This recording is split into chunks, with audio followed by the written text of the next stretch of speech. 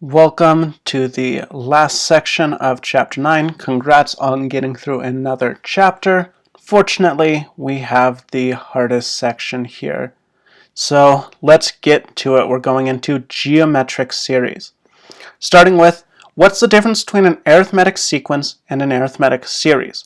Remember, we said that an arithmetic sequence or series was something that had a common difference.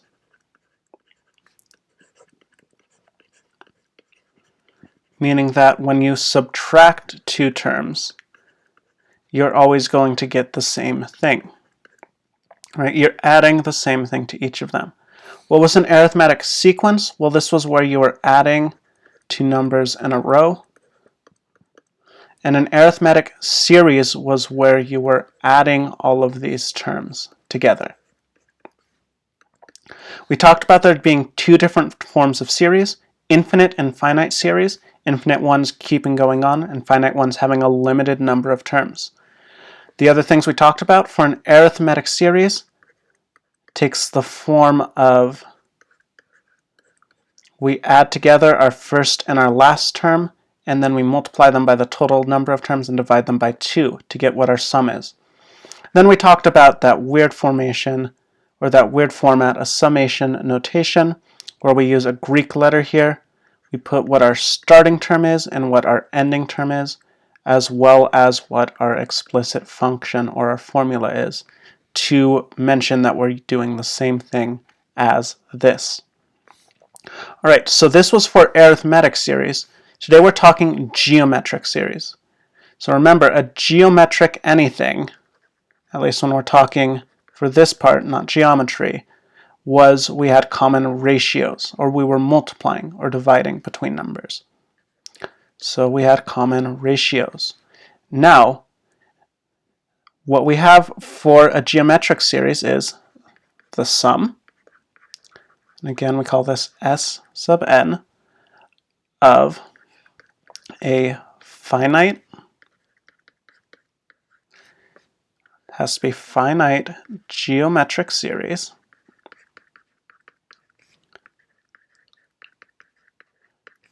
where we start with a1, go to a2, all the way up till a sub n, is going to be written as the sum is equal to your first term times 1 minus r, your common ratio, raised to the n, over 1 minus r. Now this is a confusing formula. Feel free to look at your notes and use them. I really only remember this because I've done this lesson and because it gets used a ton throughout calculus and as you progress further into math. But it's okay to look back. I may still be looking back. One other thing, your book, when it's talking about this, instead of writing it as A1, A2, A3, and all that, it writes it as A1 and then A1 times R, right, because we're multiplying by R, then A1 times R squared, because we multiplied by R twice to get there, all the way up to A1 times R to the n minus 1. So just another way of thinking about this, we're multiplying by that common ratio each time. All right, so let's take a look at a couple of examples for this. Let's start off with something simple. So you have 3 plus 6 plus 12 plus 24. Great, so we can count the number of terms. How many are there? 1, 2, 3, 4. So we know there's 4 terms. And our ratio, each time we're multiplying by 2 to get there. So what's our sum for this going to be? Let's do it using the formula and then we can check our math. The formula says it's going to be our first term times 1 minus our ratio raised to the n over 1 minus r. So let's put in what we have here. So we start with our 4 is going to be equal to, our first term was 3 times 1 minus 2 raised to the 4 over 1 minus 2. And make sure we're doing order of operations on this. We have to do the exponent first. So this becomes 3 times 1 minus, 16 over negative 1, or this is 3 times negative 15 over negative 1, which would become positive 45. Let's check the math and make sure that's what we get from doing it this way. 3 plus 6 is 9, plus 12 is going to give us 21, plus 24 gives us 45. So yes, that does work out. Perfect. Let's do another one of these, one that's a little bit harder.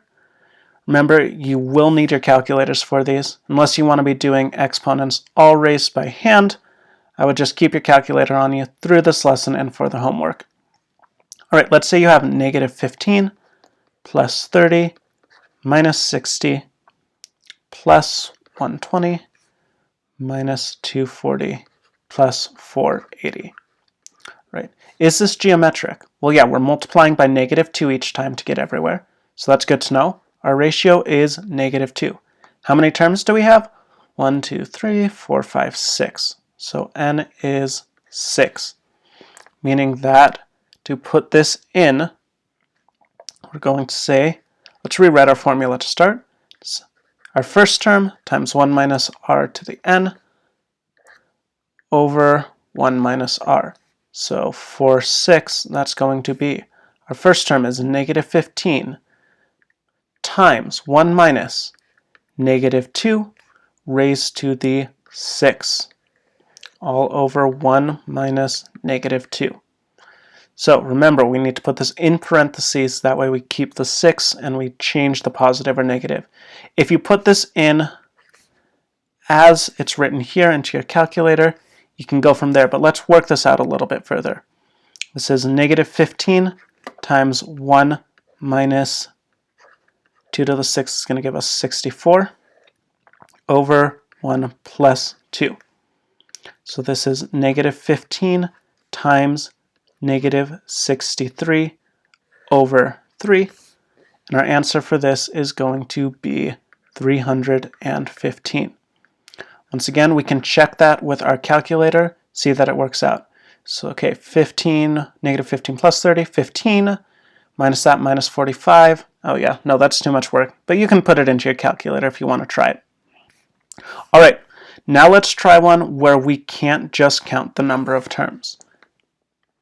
Let's say we have 2 plus 6 plus 18 plus all the way up to 100 or 1458.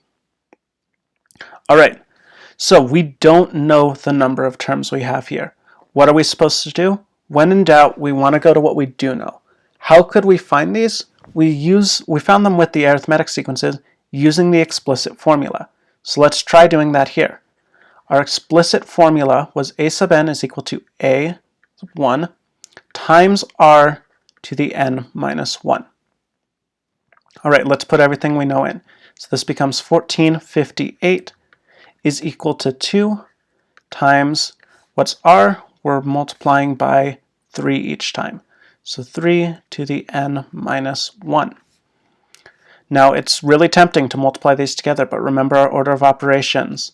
This is by itself, so we have to divide by 2. So this becomes 729 is equal to 3 raised to the n minus 1. And do we all remember how we solve when we have our variable in the exponent? That's right, everybody's favorite is back. We're dealing with logarithms. So this moves over to the other side as the base. We get log base 3 of 729 is equal to n minus 1. And now we're going to have to use our change in base formula.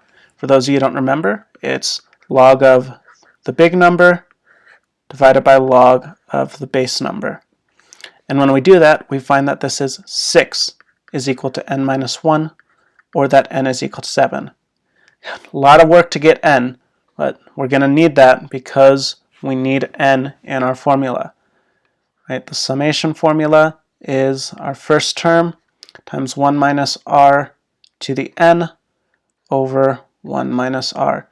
So unfortunately, unlike the arithmetic series, we do need n, and we don't need this last term. All right, let's put in everything we know. So this is s of 7 is equal to 2.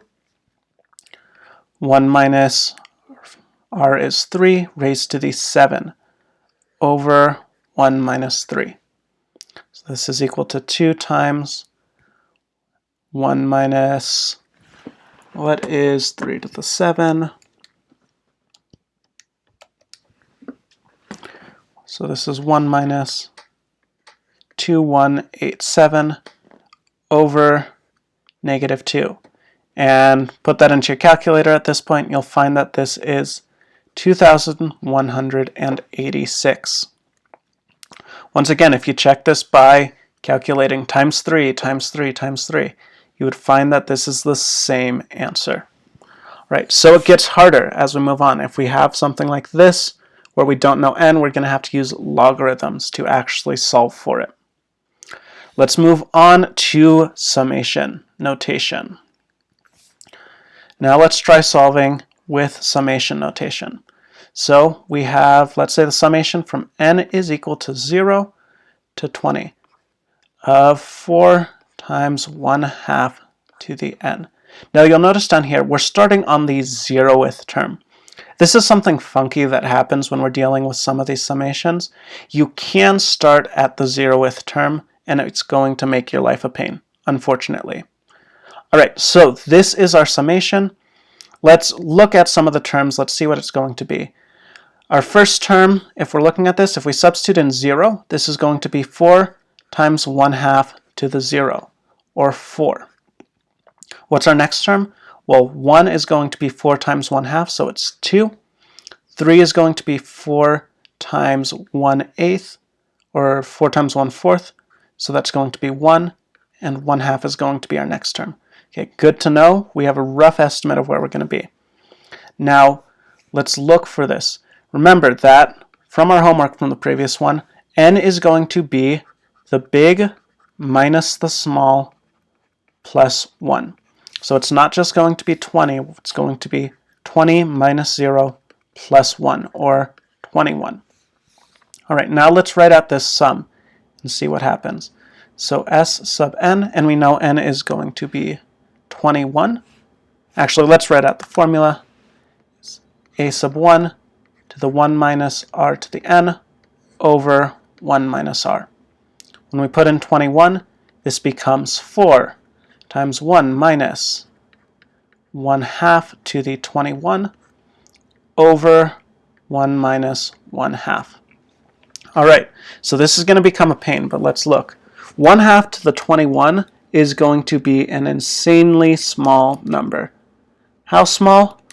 Well, it puts it on e to the negative 7. So this is 10 to the negative 7, something super small, meaning we're going to sort of ignore this, right? This sort of becomes 4 times 1 minus something super small over 1 minus 1/2, or 1/2. Really what this becomes is more or less 4 times something super small over 1/2, or 0.5, which means it's roughly 8. It's really close to 8. It's out to 7 decimal places accurate. So make sure, double check your math on that. If we put this into our calculator, 4 times 1 minus 1/2 to the 21 divided by 1 minus 1/2, we get that this is 7.999996. So this is super close to 8. Now why is it that we can sum this? Looking at this, we're getting smaller, right? So these first 4 terms pretty much cover everything that we need, even though we have 21 terms. And this is something weird that happens with geometric series, right? If we're getting a small number, if we're multiplying by smaller and smaller, the first couple of terms will be super important, and then we'll keep getting smaller, right? So these first 4 terms take up everything except for 1/2. And this is actually useful, right? We're dealing with finite series, but this becomes useful when we're dealing with infinite ones. Now you might be saying, how can you sum an infinite series? But when you're looking at this, keep thinking about this. Keep thinking about how these get smaller. Or think about walking across a room, right? I showed you we walk halfway across the room, we walk halfway again, we walk halfway, right? We never touch the door, but we keep getting closer and closer. And each time we do that over an infinite number of times means we're actually going to go through the door. So that's the last thing we have to talk about. We're going to sum infinite geometric series. So we're looking at the sum of infinite geometric series. And this is where math starts to break just a little bit. It can be a little confusing. But this becomes super important when we're talking calculus. So the sum of an infinite geometric series. This only works when your common ratio, or the absolute value of your common ratio, is less than 1, right? If we're looking back at this example, our common ratio was 1/2, and it being smaller than 1 meant that this kept getting smaller. So this only works if we have a positive or negative ratio. If we're multiplying by a positive or negative number, that's fractional, or that's a decimal. And what happens is our sum of an infinite series, when it's less than 1, when our ratio is less than 1, is just going to be our first term divided by 1 minus our ratio. Now there's two types of infinite series. We said this only works on this. This is the type that does something called converges. So when a series moves to infinite terms and it approaches a number just like this, we say it converges. So when a series moves to infinite terms and it approaches a number,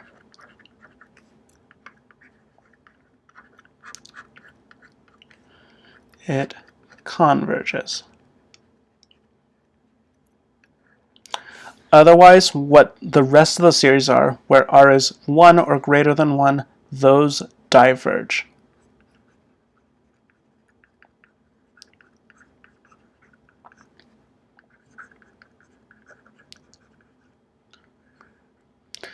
All right, so let's look at an example of one of these. Let's say you're looking at something like 1 plus 1/2 plus 1/4 plus 1/8 plus going on, right? We don't have a final term here. This is infinite.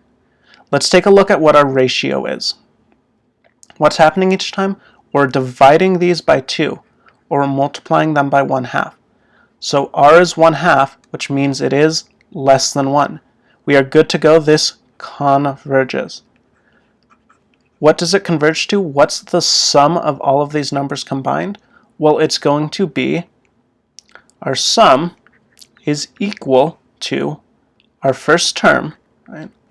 We're using this formula, our first term over 1 minus our rate, 1/2. So this is the same thing as 1 over 1/2, or 1 over 1 divided by 1/2, 1 over 1 times 2 over 1. So our sum of all of these numbers, an infinite set of numbers, is going to be 2. No, it's a little funky, but just think about how these keep getting smaller and smaller. These first 4 terms are going to account for most of it, then they keep just getting smaller. All right, so that's all we have. This is really the confusing part. It confused me for a while, for a long time. So if you're having questions, make sure you're asking them, emailing me, or coming to office hours. Let's get you guys some practice problems in here. Let's have you start by summing this. Now I know you can sum this by hand. Try using the formula. Use the formula and then check your answer against that. All right, then try summing this and for this one, 1 plus 1/3. All right, so go ahead and pause, make sure you're actually doing these, and we'll meet back up. Make sure you're actually pausing to work on these, though. All right, starting with this first problem. What are we looking at? Is this geometric? Yes, each time we're multiplying by 2, so r is 2. It's good to know. This is geometric. How many terms do we have? 4. So our equation is the sum is going to be our first term times 1 minus r to the n over 1 minus r. When we put in 4, this is going to be, our first term is 5. We get 1 minus 2 raised to the 4th over 1 minus 2. All right, this becomes 5 times 1 minus 2 to the 4th is 16 over 1 minus 2 is negative 1.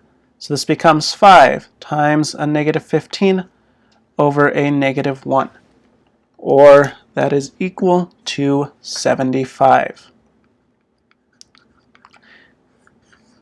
Check your math against this. 5 plus 10, 15, plus 20, 35, plus 40. Okay, so our number works out. Moving on to problem 2. We don't know what number of terms we have, so that's the first thing we're going to need to deal with. Going to write out the explicit form. It's equal to our first term times our ratio to the n minus 1. Our largest term is 256. What's a? Our starting term is 1. What's our rate? Well, we're multiplying by 2 each time, and we don't know how many times we're doing it.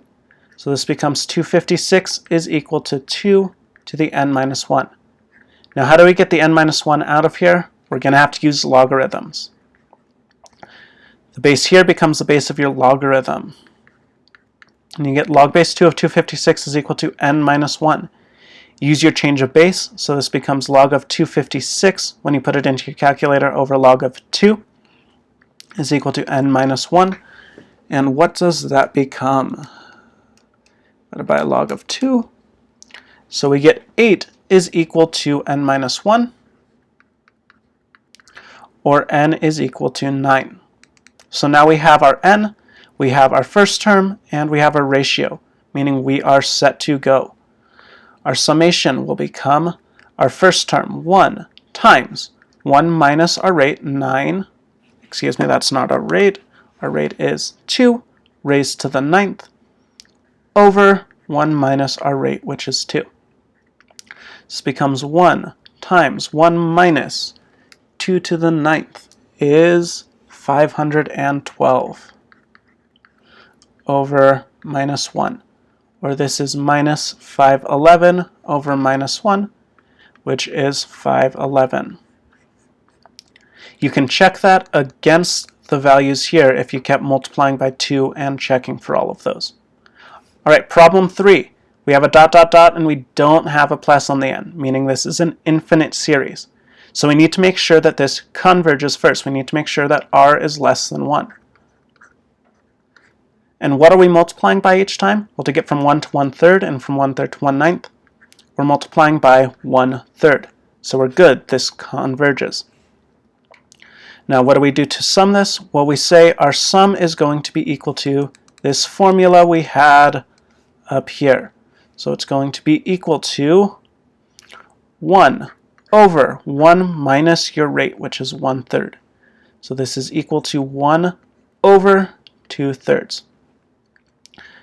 And let's work that out. We get 1 over 1 divided by 2/3, or the same thing as 1 over 1 times 3/2. So our answer for this is going to be 3 over 2. Well, congratulations, guys. You finished Chapter 9. This is 2 chapters you've finished online. Great work. Make sure you're asking me questions and make sure you're doing the homework.